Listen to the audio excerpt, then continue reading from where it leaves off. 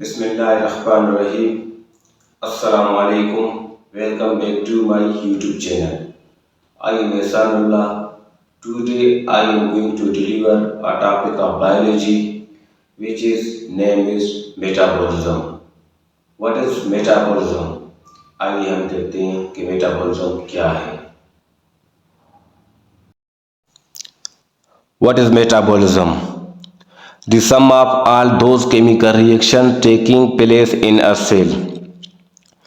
एक सेल के अंदर जितने भी केमिकल रिएक्शन होते हैं इन सब के मजमुए को मेटाबॉलिज्म कहा जाता है। सम का मतलब है मजमुआ, यानी एक सेल के अंदर मुख्तलिफ केमिकल रिएक्शन होते रहते हैं, इन सब रिएक्शन के मजमुए को मेटाबॉलिज्म कहा जाता है।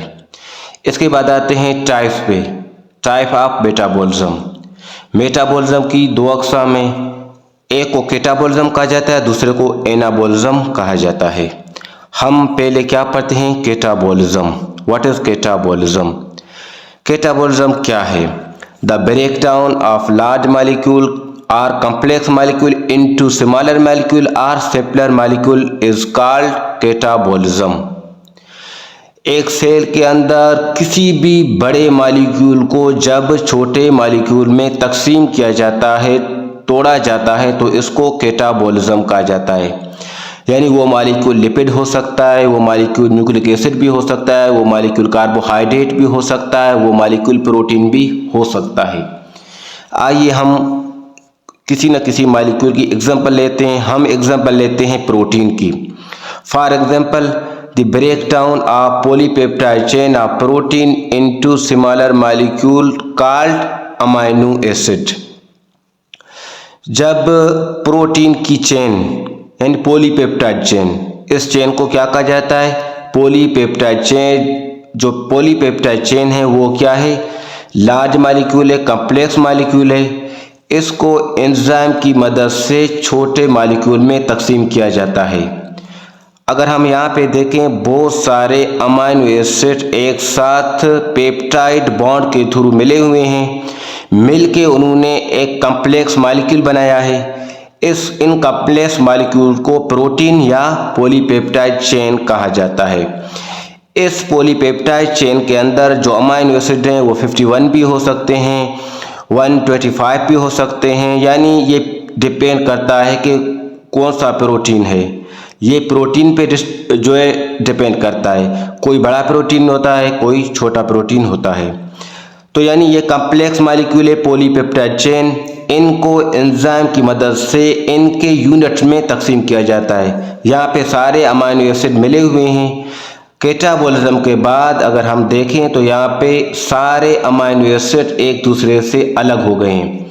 एंजाइम की मदद से सारे अमाइनो एसिड अलग अलग हो गए। यानी यहाँ पे एक बड़ा मॉलिक्यूल था, यहाँ पे बहुत सारे छोटे मॉलिक्यूल बन गए जिन्हें अमाइनो एसिड कहा जाता है। ये अमाइनो एसिड अलग है, ये अमाइनो एसिड अलग है, ये अमाइनो एसिड अलग है, ये अमाइनो एसिड अलग है, ये अमाइनो एसिड अलग है।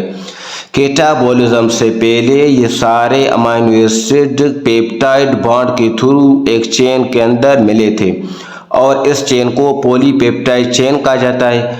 और ये कॉम्प्लेक्स चेन है, इसको एंजाइम ने ब्रेक डाउन किया और सिंपल सबस्टांस में या सिंपल मॉलिक्यूल में तकसीम किया। वो सिंपल मॉलिक्यूल क्या है? Amino acid. अब यहाँ पे सारे अमाइनो एसिड जुड़े थे। यहाँ पे अगर कैटाबॉलिज्म के बाद देखोगे तो सारे अमाइनो एसिड एक दूसरे से अलग हो गए हैं। इसके बाद आते हैं एनाबॉलिज्म। एनाबॉलिज्म क्या है? When smaller molecule are combined together they form large molecule or complex molecule is called anabolism. Anabolism क्या है? जब सेल के अंदर बहुत सारे छोटे मॉलिक्यूल मिलकर एक बड़ा मॉलिक्यूल बनाते हैं। कैटाबॉलिज्म में बड़े मॉलिक्यूल टूटकर छोटे मॉलिक्यूल बनते थे। एनाबॉलिज्म में क्या होता है? छोटे मॉलिक्यूल मिलकर बड़ा मॉलिक्यूल बनाते हैं, कॉम्प्लेक्स मॉलिक्यूल बनाते हैं, पेचीदा मॉलिक्यूल बनाते हैं। आइए इसकी एग्जांपल हम देखते हैं। इसमें भी क्या होता है? इसमें जो है छोटे अमीनो एसिड मिलकर प्रोटीन बना सकते हैं, फैटी एसिड एंड ग्लाइसरॉल मिलकर क्या बना सकते हैं, लिपिड बना सकते हैं। बहुत सारे न्यूक्लियोटाइड जो छोटे मॉलिक्यूल हैं मिलके न्यूक्लिक एसिड बना सकते हैं। और बहुत सारे ग्लूकोज हैं जो सिंपल मॉलिक्यूल हैं वो मिलके एक कम्प्लेक्स मॉलिक्यूल बना सकते हैं जिन्हें ग्लाइकोजन या स्टार्च कहा जाता है। For example, in the liver cell, the small molecule of extra glucose is combined together. They form large molecule is called glycogen.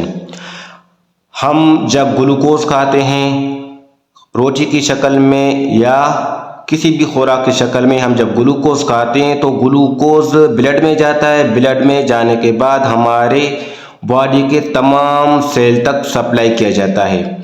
Supply करने के बाद हमारे सेल की ज़रूरत पूरी होने के बाद इस एक्स्ट्रा ग्लूकोज को वापस हमारे बॉडी के अंदर मौजूद एक ऑर्गन जिसे लीवर कहा जाता है, लीवर के अंदर इन ग्लूकोज को भेजा जाता है। ये ग्लूकोज लीवर के अंदर जाके आपस में बॉन्ड बनाते हैं, ग्लाइकोसाइडिक लिंकेज बनाते हैं। इस ग्लाइकोसाइडिक लिंकेज की मदद से वो एक दूसरे के साथ मिल जाते हैं। मिलने के बाद ये कम्प्लेक्स मॉलिक्यूल बनाते हैं। कम्प्लेक्स मॉलिक्यूल से मुराद है छोटे, यहाँ पे छोटे मॉलिक्यूल, ये ग्लूकोज सिंपल है, ये ग्लूकोज सिंपल है, ये ग्लूकोज सिंपल है, ये सारे मिल गए, एनाबोलिज्म हो गया।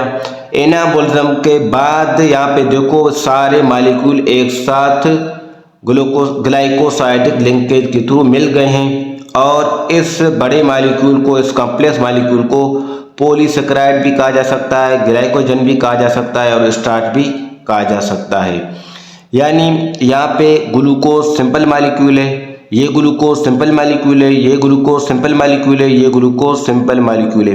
एनाबोलिज्म में क्या होता है, ये सारे सिंपल मॉलिक्यूल मिलके बड़ा मॉलिक्यूल बनाते हैं। इस बड़े मॉलिक्यूल को हम पॉलीसेकेराइड कहते हैं। लाजमी नहीं है कि सिर्फ और सिर्फ ग्लूकोज पे ये एग्जाम्पल हो। हम जो है प्रोटीन की इस तरह जो है बहुत सारे छोटे अमीनो एसिड मिलके बड़ा प्रोटीन बनाते हैं और जो है ग्लाइसरॉल एंड फैटी एसिड मिलके बड़ा मॉलिक्यूल लिपिड बनाते हैं। न्यूक्लियोटाइड जो छोटे मॉलिक्यूल हैं वो मिलके न्यूक्लिक एसिड बना सकते हैं। तो इसी तरह जो है क्या है, एनाबोलिज्म में छोटे मॉलिक्यूल मिलके बड़ा मॉलिक्यूल बनाते हैं, जैसे कि एग्जांपल हमने दी हुई है। शुक्रिया।